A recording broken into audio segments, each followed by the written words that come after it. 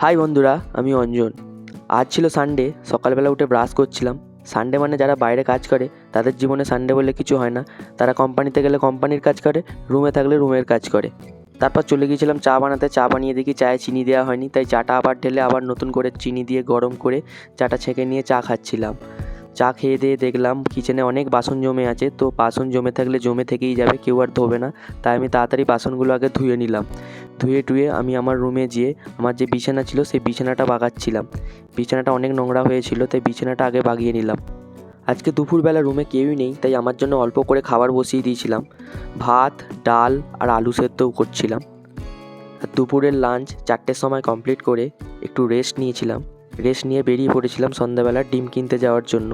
তাই দোকানে এসে ডিমটা নিয়ে রুমে এসে প্রথমে এই ডাস্টবিনটা ফেলে এলাম, কারণ যতদিন না ডাস্টবিনে পোকা হচ্ছে ততদিন আমরা ফেলে আসতে পারি না।